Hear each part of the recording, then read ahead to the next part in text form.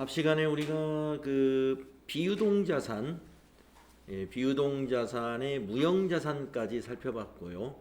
기타 비유동자산부터 이제 한번 살펴보도록 하겠는데, 자, 기타 비유동자산의 개정 과목으로는 임차 보증금, 전세권, 장기 외상 매출금, 장기성 받으럼, 이런 개정 과목이 있습니다.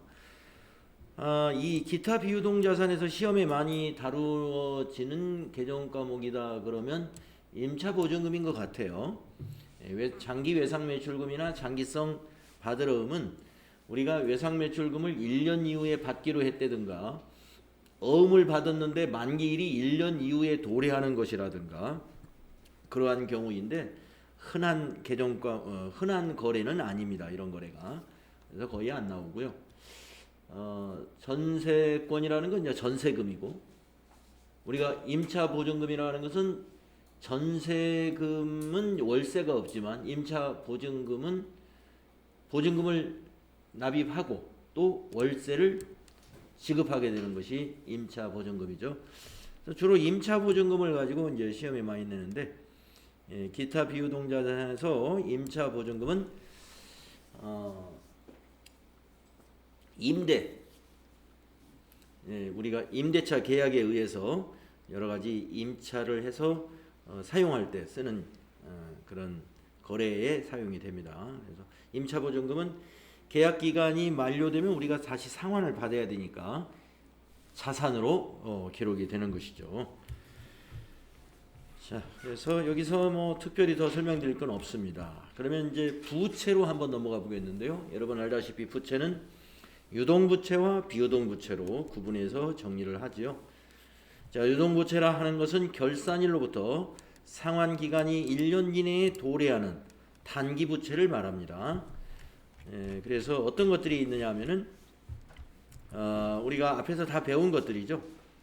매입채무, 개정 과목이 두 개가 있지 않습니까? 외상매입금, 지급어음, 그리고 단기차입금, 선수금, 예수금, 미지급 비용, 선수수익, 이런 것 등이 우리 유동부채에 해당이 되는데요. 여기 미지급금이 하나 빠졌네요. 미지급금, 미지급금. 어제 여러분들 전표관리 채점 제가 이제 해보다 보니까 한 분인가 두 분이에요. 한 분인 것 같은데요. 한 분이 어떤 개정 과목을 틀렸냐면 바로 미지급금 해야 되는데 미지급 비용으로 개정 과목을 썼더라고요. 그 대체 전표 하나. 고장나서 수리하고 나중에 지급하기로 했다 하면 이제 차변에 수선비 맞았어요. 대변에 미지급금인데 그것을 미지급 비용이라고 했어요. 사실 미지급 비용도 유동부채고 미지급금도 유동부채니까 뭐 이게 그 카테고리 안에는 들어갑니다. 유동부채에는 해당이 되는데 정확하게 개정 과목은 차이가 나는 거거든요. 그래서 미지급금이라는 것은 확정된, 우리가 미지급금 하면은 보통 확정된 채무다 이렇게 표현을 합니다.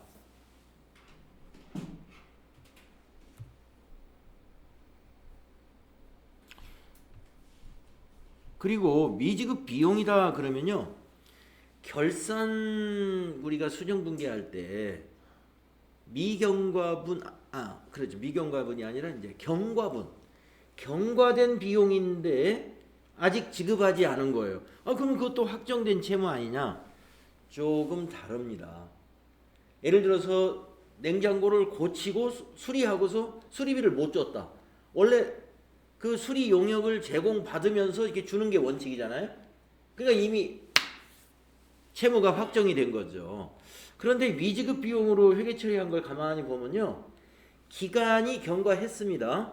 그런데 약정이 어떻게 되어 있냐면 약정이 다음 회계년도에 지급하도록 약정이 되어 있는 거예요. 그러니까 예를 들어서 12월 달 임차료를, 매달 임차료를 다음 달 5일 날 지급하기로 했다면 마지막 12월 달 임차료는 차기로 넘어가게 된단 말이죠. 지급일이. 그러니까 1월 5일 날 지급해야 되는데 아직 지급일이 안 됐기 때문에 지급하지 않은 미지급 비용이죠. 그래서 미지급 비용은 우리가 미지급금하고 구분해서 개정과목을 쓰고 있어요. 그래서 미지급 비용은 사실은 이제 돈이 없어서 안 준 채무는 아니라는 거죠. 그런 성격의 차이가 있습니다. 그래서 미지급금하고 미지급 비용하고는 이제 구분을 해서 처리를 해 주시기 바랍니다. 자, 그다음에 이제 비유동 부채에서 우리가 비유동 부채에는 결산일로부터 상환 기간이 1년 이후에 도래하는 장기성 부채가 비유동 부채죠. 그래서 우리 비유동 부채라 하면은 사채, 그다음에 장기 차입금 등이 있는데 우리가 FAT 1급을 공부할 때 사채는 어디까지 우리 공부했냐면은 이 사채의 현금 흐름 중에서 사채권을 발행하는 요 시점, 사채 발행 시 회계 처리까지만 출제 범위에 해당이 되었습니다. 사채를 발행할 때 액면 발행했을 때의 회계 처리 방법, 그 다음에 할인 발행했을 때 회계 처리 방법, 그리고 할증 발행했을 때의 회계 처리 방법. 여기까지만 이제 출제 범위인데 TAT 2급에서는 이자를 지급할 때 회계 처리, 또 만기 때 원금을 상환할 때의 회계 처리까지 사채가 만기되는 시점까지 다 회계 처리를 알아야 되겠다. 좀 더 내용을 더 진전시켜 가지고 공부를 하도록 하겠습니다. 자, 그래서 이 사채의 현금 흐름이라 하는 건 여러분 아시겠죠? 우리가 사채라 하는 것은요, 주식회사가 장기 자금을 조달하기 위해서 발행하는 이 채무증권이 바로 사채라고 하는 것입니다. 그래서 계약에 따라서 정해진 이자를 지급하고 일정한 시기에 원금을 상환할 것을 약속한 증서죠. 그래서 여기 보시면 사채를 발행할 때 사채를 발행한 회사는 사채권자에게 사채권을 줍니다. 사채권을 주고 현금을 받게 되죠. 그리고 만약에 1년에 이자를 2회 지급하기로 했다고 하면은 상반기, 하반기로 나눈다든가 정해진 약속한 날짜에 기간 이자를 지급하게 되죠. 그러면 이제 사채를 발행한 회사는 현금이 나갈 것이고, 이렇게 투자한 회사 쪽에서는 이자 수익이 발생하겠죠. 여기는 이자 비용이 발생하고요. 그리고 이제 만약에 3년 만기로 발행을 했다면 만기일이 돌아오겠죠. 만기일이 돌아올 때는 액면 금액을 돌려줘야 되겠죠. 그래서 현금이 나가고 이 사채권자는 현금이 들어오고. 그래서 돈 빌려줬다가 돈을 다시 만기 때 돌려받는 것이 사채죠. 사채권자 입장에서는. 우리 회계는 이제 부채 쪽이니까 여기 사채권자는 이 사채를 사면은 자산이 되죠.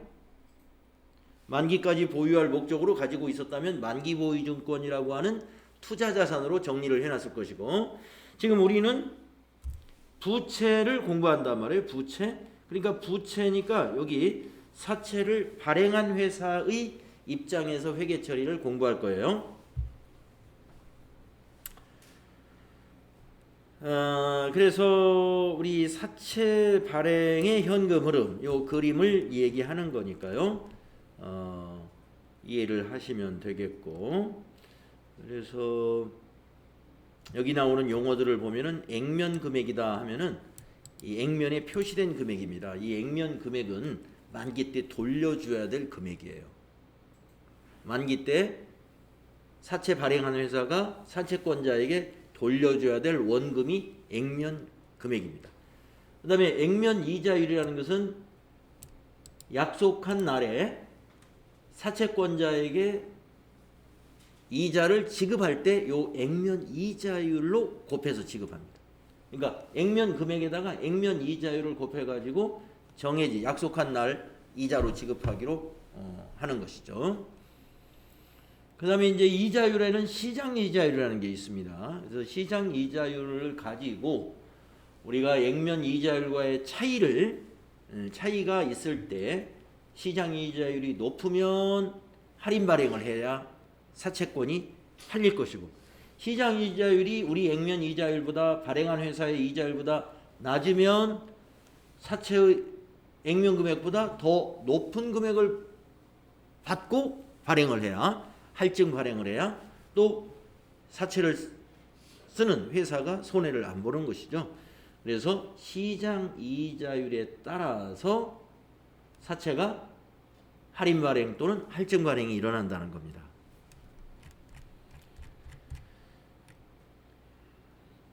그래서 지금 그 관계를 우리 앞에 FAT 1급 교재에서도 여러분 이 부분이 있었어요. 무슨 얘기냐면은 이자율을 가지고 시장 이자율과 액면 이자율을 이렇게 비교했을 때 시장 이자율이 높다면 우리가 주겠다는 이자를 기대하면서 우리 사채를 매입해줄 투자자들이 없다는 말이죠. 그렇기 때문에 어떻게 하냐면 액면가를 할인해서 발행해 주는 거예요. 100만 원짜리 사채다 그러면은 100만 원보다 싸게 주는 거죠. 싸게. 왜 어떻게 싸게 주느냐? 이 이자율의 차이를 현재 가치로 환산해 가지고 그만큼 할인해서 주는 겁니다. 그리고 만기 때는 100만 원 다 주는 거예요. 만기 때는. 그렇게 하면은 이제 투자자도 손해 안 보고 이 자금을 이용하는 이 기업에서도 시장 이자율로 돈을 빌리는 그런 경우가 되겠습니다. 그 논리가 이거예요. 사채 발행 회사는 시장 이자율에 비해 낮은 사채 이자에 대해서 보상을 하는 차원에서 원금보다 싼 금액으로 사채를 발행하는 것이다. 이게 할인 발행이죠. 만약에 시장 이자율하고 우리 표시한 그 액면 이자율이 같을 때는 그냥 100만 원 다 받고 거래가 이루어집니다. 그것을 우리가 액면 발행이라고 그러죠. 또 반대의 경우가 있죠. 시장 이자율은 낮은데 우리가 표시한 이자율이 높다면 우리는 액면 금액보다 높게 발행하는 할증 발행을 하게 됩니다. 할증 발행을 하더라도 우리가 그 매년 이자를 받을 때 시장보다 높은 이자율을 받게 된다는 기대 때문에 어떻게 돼요? 사게 되는 것이죠. 그래서 이제 이 사채를 가지고 투자를 한다는 것은요, 이 미래의 금리 변동을 예측할 수 있다면 사채를 가지고 투자를 할 수가 있어요. 그럼 어떻게 하냐면 이자율이 앞으로 금리가 시장 금리가 그러니까 예금 금리를 가지고 본다면 금리가 떨어질 것 같다. 그런 추세라면은 이 사채는 발행할 때 그 금리를 만기 때 동안 보장해 주는 거거든요. 만약에 만기가 3년이다 그러면 만약에 이번에 이자율을 5%로 발행을 했다. 5%로 3년간 이자를 보장해 주는 거죠. 그래서 금리가 떨어질 것 같다 그러면 사채에 투자하는 것이 유리한 경우가 많이 있겠죠. 왜냐하면 3년간은 그 금리가 보장이 되니까. 근데 만약에 금리가 오르는 추세다라고 하면은 이게 고정금리가 매력이 없어질 수가 있습니다. 그 오르는 그 속도가 굉장히 빠른 경우에는 자칫하면 사채에다가 큰 돈을 묶어 놓으면 지금 은행에다 넣으면 금리가 그보다 더 높은데 사채에다 투자를 하는 바람에 낮은 이자를 받게 되는 그런 경우도 있겠습니다. 그래서 우리가 이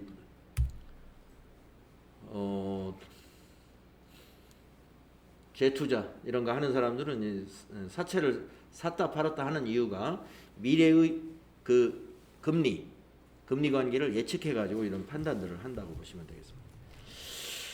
자, 그래서 사채 발행 시 회계 처리는요, 보시다시피 사채 발행자 입장에서 우리는 공부할 거고요, 이 매입자 입장은 만기까지 보유한다 그러면 다 만기 보유증권으로 이렇게 회계 처리를 그냥 하는 거예요. 만기 보유증권으로.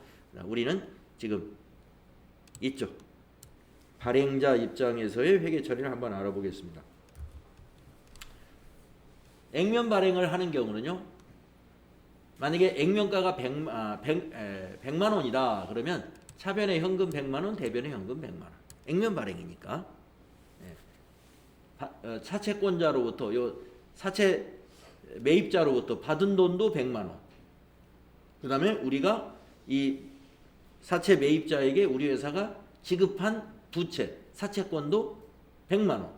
그래서 이게 사채는 부채 증가, 차별의 현금은 자산 증가입니다. 자, 그런데 할인 발행을 한다 하는 것은 우리가 주겠다는 이자율이 시장 이자율보다 낮을 때 할인 발행을 하죠.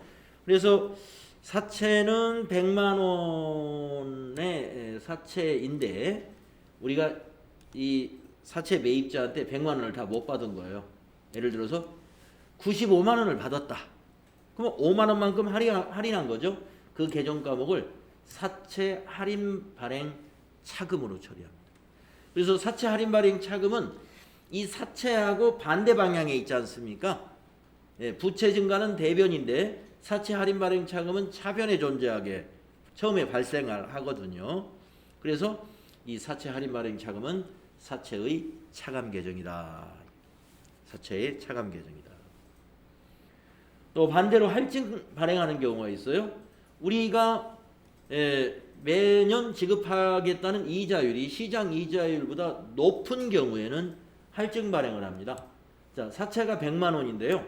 우리가 105만 원을 받고 발행했어요. 105만 원. 좀 더 받고 하는 이유는 우리가 앞으로 3년간 지급할 이자가 시장보다 높기 때문에 그 부분을 현재 가치로 환산해 보니까 5만 원이더라. 그래서 5만 원을 할증하는 것이죠. 그러면 대변에 사채 할증 발행 차금으로 표시하는죠. 그래서 사채 할증 발행 차금은 이 사채의 가산 계정이다. 이거는 사채에 가산되는 계정이고, 요 사채 할인 발행 차금은 사채의 차감 계정이다. 이렇게 해서 우리 FAT 1급 교재에서 여기까지 공부하신 거예요. 그래서 재무 상태를 만약에 보게 되면은 액면 발행을 했을 때는 그냥 사채라는 개념 과목 비유동 부채에서 그냥 한 줄로 표시가 될 텐데, 만약에 할인 발행을 했을 경우에는 비유동 부채 쪽에 사채란이 이렇게 두 줄로 보인다는 거죠.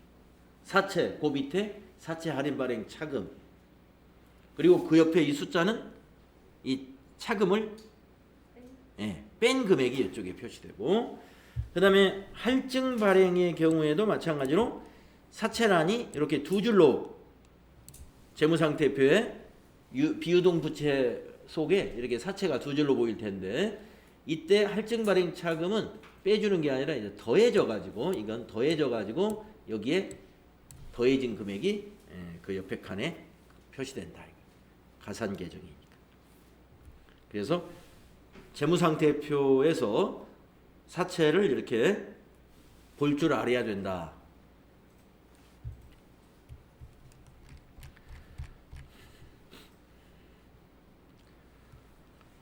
자, 그 다음에 이제 우리가 사채를 할인 발행했거나 할증 발행했을 때 그 할인 발행 또는 할증 발행 차금에 대해서 말이죠, 상각을 해줘야 됩니다.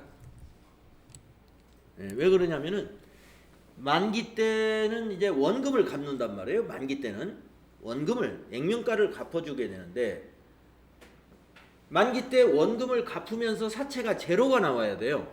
제로가 나와야 되는데 말이죠. 가만히 보세요. 만약에 사채 할인 발행 차금이 있다. 이걸 그대로 놔두면 계속 마이너스 차감시키기 때문에 나중에 갚을 때는 이 액면 금액을 갚는데 차감 계정이 남아있으면 사채 상환하고 나서 사채가 마이너스 얼마가 장부에 남을 거 아니겠습니까? 그러니까 이 사채 할인 발행 차금, 이걸 어떻게 해야 되겠어요? 매 기간마다 상각해줘야 돼요. 상각. 네. 우리 그 차감 계정 상각하는 거 우리 앞 시간에서 정부 보조금도 상각을 결산 때마다 상각을 해주죠. 예. 마찬가지입니다. 사채 할인 발행 차감도 상각을 해줘야 돼요. 마찬가지로 사채 할증 발행 차감도 그렇습니다. 나중에 갚을 때는 요 사채 액면 금액을 갚는 건데 갚고 나면 사채가 제로가 돼야 되는데 할증 발행 차금이 그대로 남아 있게 되면 이것 또한 갚았는데도 사채가 잔액이 남아 있잖아요. 아까 이거는 사채가 마이너스가 될 것이고 이걸 그냥 놔두면 사채가 잔액이 또 남는다. 따라서 사채 할증 발행 차금도 상각을 해야 되는데 우리가 할증 발행이기 때문에 상각이라고 하지 않고 우리 책에서 환입이라고 했어요. 상각 또는 환입이 되는데 환입은 할증 발행 차금한 것은 환입이라고 표현을 하고 할인 발행한 것은 상각이라고 표현을 하는데요. 그냥 구분하기가 구분을 해서 표현을 할 때도 있지만 상각으로 통일해서 하기도 합니다. 그래서 사채 할인 또는 할증 발행 차금의 상각이다. 또는 상각 또는 환입이다. 이렇게 표현할 수 있다. 그러니까 지금 말씀드린 내용을 여기서 이렇게 쭉 지금 설명을 했어요. 제가 지금 말씀드린 거. 왜 상각을 해야 되는가? 그 상각해야 되는 이유를 여기다가 이렇게 설명을 했는데요. 자, 한번 여기 화면 보시면서 한번 잘 들어보십시오. 사채 할인 발행 차금은 사채의 상환 기간 동안에 매 결산기마다 체계적인 방법으로 상각함으로써 만기일에 사채 할인 발행 차금 계정 잔액이 영원이 되어 사채의 액면 금액과 장부 금액이 일치하도록 회계 처리를 해야 한다. 네. 액면 금액하고 장부 금액이 마지막 만기 때는 일치되어야 액면 금액 딱 갚으면 장부에서도 제로 이렇게 나와야 되기 때문에 그런 것이다 이거죠. 사채 할인 발행 차금은 유효이자율법으로 상각 또는 환입한다. 네, 유효이자율법이다. 이런 건 이제 이론 시험, 필기 시험에 나오는 그런 사채 관련 문제로서 나올 수 있는 부분에서 요 유효이자율법이라는 걸 좀 기억을 해주셔야 돼요. 우리가 사채 할인 발행 차금의 상각은 무슨 방법으로 하느냐? 유효이자율법으로 한다. 유효이자율법. 그러면 유효이자율법으로 상각한다라고 하는 말이 무슨 말이냐? 유효이자율은 사채의 액면 금액과 미래 지급액의 현재 가치를 일치시켜주는 이자율이다. 유효이자율법은 사채의 장부 금액에 사채 발행 시 유효이자율을 곱하여 계산된 이자 비용과 액면 금액의 액면 이자율을 곱하여 계산된 이자 비용과의 차액을 상각시키는 방법이다. 복잡하죠?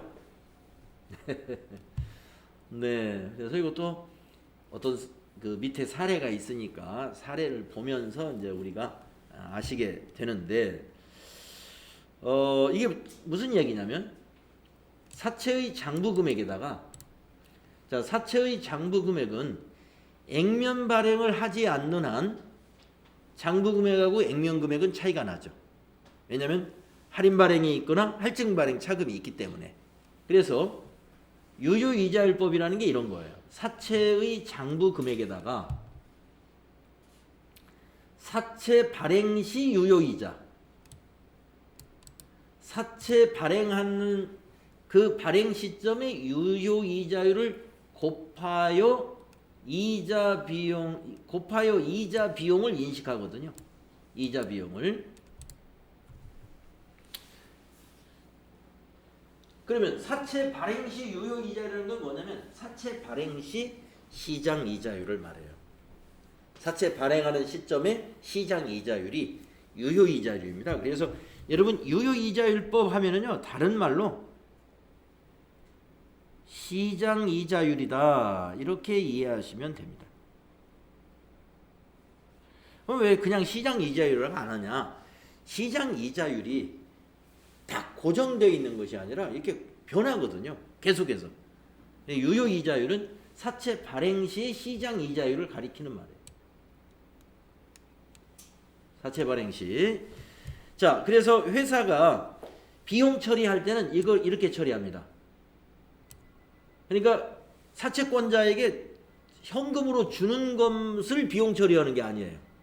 이게 아주 다른 새롭게 여러분이 알아야 될 거예요. 우리가 보통 지금까지 여러분 이자 비용 하면은 무슨 이자를 얼마 지급했다. 그것만 이자 비용 처리하잖아요. 사채에서는 그렇지 않아요. 장부 금액에다가 발행 시 유효 이자율, 시장 이자율을 곱해서 이자 비용 처리합니다. 조금 이따 그렇게 할 거예요. 그러면 이 비용하고 뭐가 다르냐면은 액면 금액에다가 액면 이자율을 곱해서 누구를 주냐면 그 사채권자를 돈을 줍니다. 액면 금액에다가 액면 이자율을 곱한 그 돈을 사채권자에게 실제로 통장에서 돈이 나가는 돈이 이거예요. 액면 금액 곱하기 액면 이자율. 이걸 곱해서 계산된 이자 비용. 이 이자 비용은 실제 지급하는 이자 비용이지 회계상으로는 요거를 이자 비용으로 정리하거든요. 그러면 그 차이가 발생하죠. 그 차액만큼씩 상각을 하게 돼요. 그렇게 되면 만기 때 딱 제로로 떨어집니다.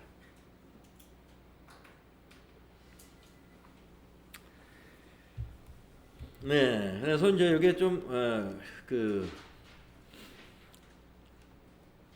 할인 발행 시 사채 할인 발행 차금의 상각 절차다라고 했는데 요거를 지금 우리가 해보지 않고 요걸 처음에 읽어보시면 너무 힘들어요. 예.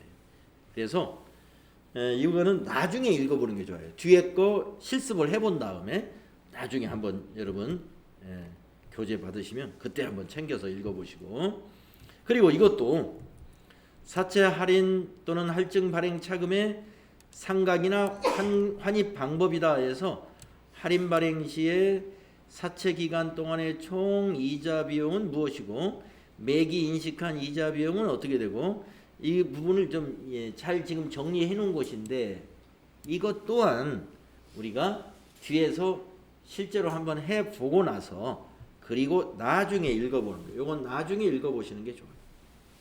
뒤로 미루고요. 사례를 한번 보겠습니다. 사례를 한번 보겠는데 요 사례를 한번 이건 인쇄를 미리 좀 해서 드리는 게 좋을 것 같은데 숫자가 하도 많아가지고 화면만 보시는 것보다 그렇죠? 네, 좋아요. 그래서 요것은 잠시 좀 인쇄를 좀 하겠습니다. 요 사례부터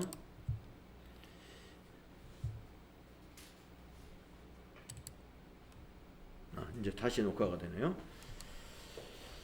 네, 그래서 중간에 좀 녹화가 좀 끊어져서 좀 네. 자, 그래서 사채 발행 시 분계, 사채 발행 시 분계 다시 말씀드리면 사채 발행 시 분계는 사채의 발행 금액, 그게 차변의 현금이 오고, 그 다음에 액면가가 대변의 사채가 되고요. 발행 금액과 사채의 차이가 사채 할인 발행 차금으로 이렇게 분계가 됩니다. 자, 그 다음에 이제 매년 결산일에 이자 비용을 지급하기로 했단 말이에요. 그래서 18년도 12월 31일 날 회계 처리를 어떻게 하는가 보세요. 자, 우리가 아까 앞 페이지에서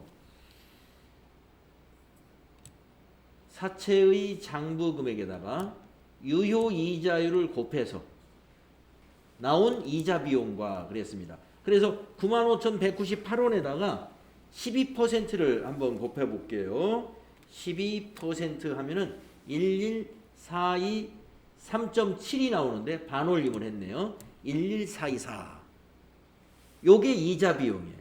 자, 보세요. 밑에 차변의 이자 비용 11424. 이게 회사가 비용으로 인식하는 이자 비용.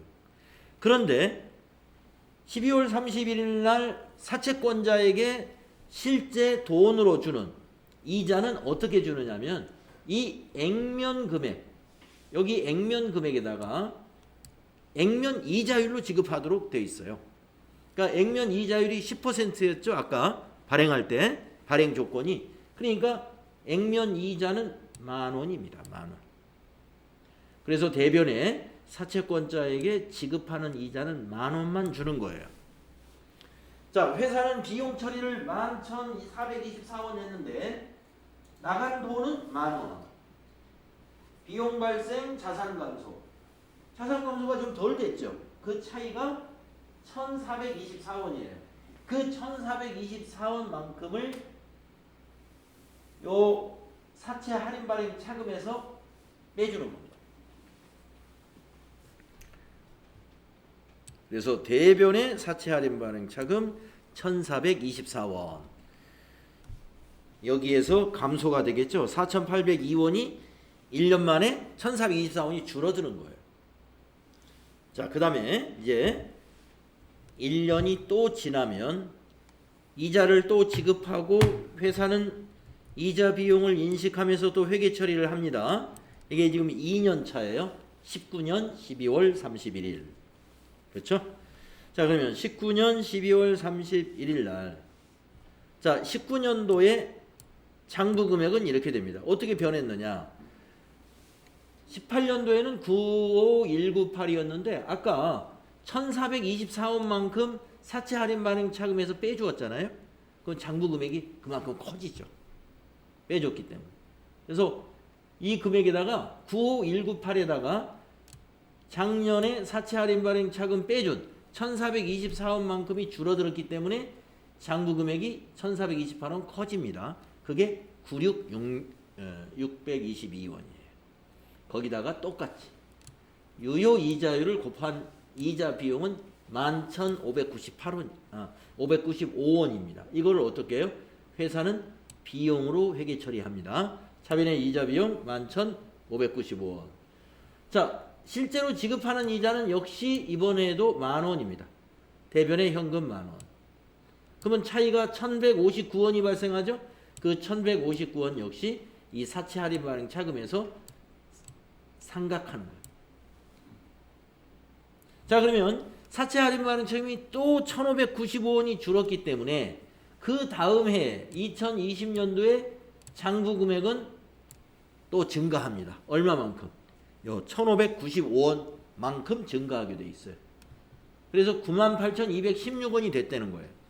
거기에다가 다시 유효 이자율을 곱합니다. 20년도에.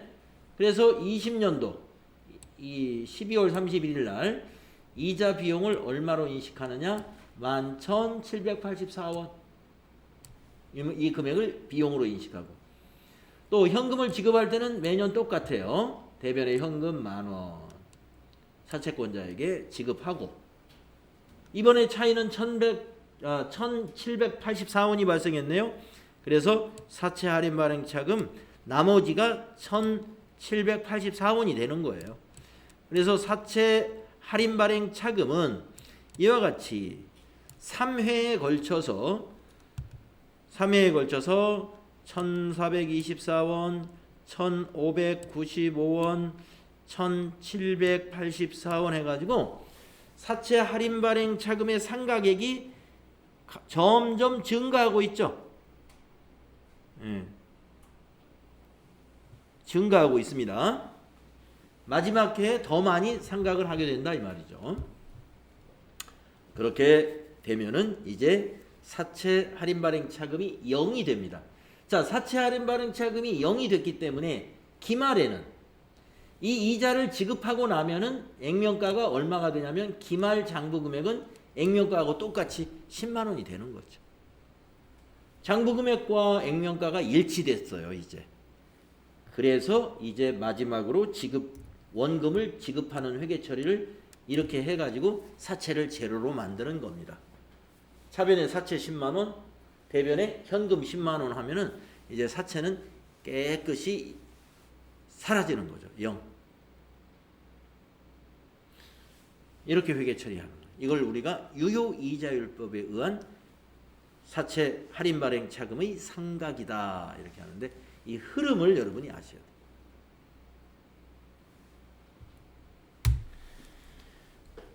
그래서 우리가 이제 여기서 좀 기억해 줄게. 이론 시험에 나올 수 있는 것은 사채 할인 발행 차금의 상각은 매년 감소합니까? 증가합니까? 요걸 가지고 여러분에게 이제 맞냐 틀리냐 이렇게 묻는 경우가 있습니다. 자, 보시다시피 사채 할인 발행 차금은 1년 차에 1,400원, 2년 차에 1,500원, 3년 차에 1,700원 증가했다는 거 여러분 기억을 한번 해둬 보세요. 자, 그러면 이자 비용은 어떻게 됐나요? 이자 비용도 1차 년도에 11,424원, 2차 년도 11,595원, 3차 년도 11,784원.